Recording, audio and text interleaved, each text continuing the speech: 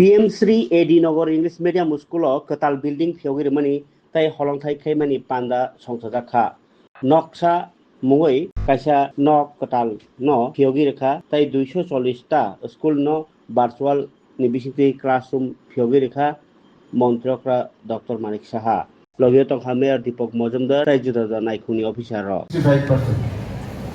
তো এই human রিসোর্সকে develop করার জন্যই আজকের যে বিভিন্ন বিষয় আজকে এখানে আলোচনা হচ্ছে বা আমরা করছি সেটা একমাত্র তারই কারণ।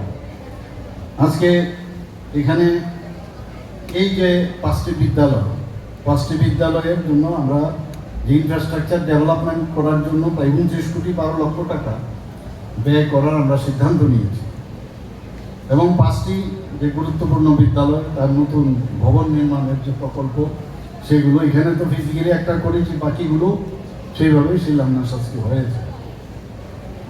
তো আমাদের সরকার তো এগুলো করছে, প্রতিদিন বলছেন। আমার পূর্ববর্তী বক্তা আমাদের সেক্রেটারি মহোদয় অলরেডি বলেছেন যে RIDF এর থেকে ফান্ড নিয়ে আমরা এই কাজগুলো করছি। এখন আমি গতকালও মিটিং করেছি এবং আমাদের যিনি সুমিতবাবু আছেন ডাইরেক্টর সাহেব কালকে বলেছেন, আমি কালকে মিটিং করেছি। আমি বললাম প্রতিটা স্কুলে আপনারা খবর নিন সেখানে বাউন্ডারি আছে কিনা, বিশেষ করে গার্লস স্কুলগুলোর যেগুলো আছে সেখানে বাউন্ডারি আছে কিনা। আমরা জানি এগুলো আগে ছিল না, তো এর জন্য আপনি লিস্ট বের করুন, কোথা থেকে ফান্ড আনা যায় সেই ফান্ডের ব্যবস্থা আমরা করব। জলের ব্যবস্থা আছে কিনা, পরিশ্রিত পানীয় জলের ব্যবস্থা আছে কিনা, সমস্ত স্কুলের তার ডাটা আনতে হবে। শুধু তাই না, ব্ল্যাকবোর্ডেও আমরা অনেক স্কুলের ভিতরে যদি যাই, এটা ব্ল্যাকবোর্ড না হোয়াইট বোর্ড না কি বোর্ড বুঝাও যায়। তো এটাকে কিছু না, মাঝে মাঝে রং করালে বা এগুলো রিপেয়ার করা যায়, বা যদি একেবারে রিপেয়ার না করা যায় নতুন রিপ্লেসমেন্ট করুন। আর এখন ডিজিটাল পদ্ধতিতে যে স্মার্ট ক্লাসের যে সেটাও থাকবে পাশাপাশি, কিন্তু চক এবং ব্ল্যাকবোর্ডের উপরে কোনো পড়াশোনা হয় না এখনো। এতে করে মানুষের আই টু আই যে যিনি পড়াচ্ছেন সেটা কিন্তু আই টু আই কন্ট্যাক্ট অনেক বেশি স্ট্রং হয় এবং কোন স্টুডেন্ট ঠিকভাবে বুঝতে পারছেন কিনা সেটা কিন্তু তার face is the index of mind, সেটা বোঝায়।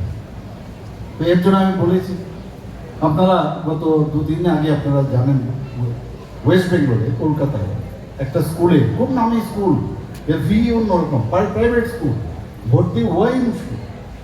সেখানে দেখা গেল একটা বাচ্চা ক্লাস 3-তে পড়ে খুব সম্ভবত, সে ওয়াশরুমে গেছে, ওকে সাপ কাটলো। পরবর্তী সময় দেখা গেল এত স্কুল, নাম করা স্কুল, কিন্তু চারিদিকে জঙ্গল।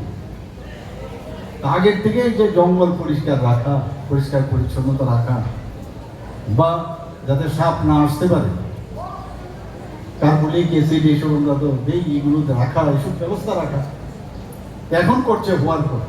তো একটা মায়ের, একজন বাবার একটা সন্তান যখন স্কুলে পাঠায়, স্কুলে গিয়ে যদি তার নিরাপত্তা না থাকে, ইনসিডেন্ট হতে পারে যে কোনো জায়গায়।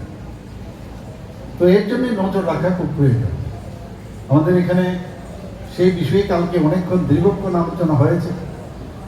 সেখানে বলা হলো যে মিড ডে মিল প্রপারলি দেওয়া হচ্ছে কিনা, ঠিক সময় মতো দেওয়া হচ্ছে কিনা, বেঞ্চ অনেক জায়গায় ভাঙা বেঞ্চ, ফার্নিচার ঠিক আছে কিনা, ইভেন প্রিন্সিপালের রুমটাও প্রপার আছে কিনা, টিচাররা যারা আছেন সেখানে তারা ঠিক মতো, অ্যাটেন্ডেন্স টিচারদের আছে কিনা, সব রিপোর্ট আমাকে দিতে হবে এবং সময় মতো আসছে কিনা এগুলো দিতে হবে। কারণ যারা আমাদের ভবিষ্যৎ, তাদেরকে সুরক্ষিত রাখাটা এবং আমাদের, তারা এটা ইনভেস্টমেন্ট।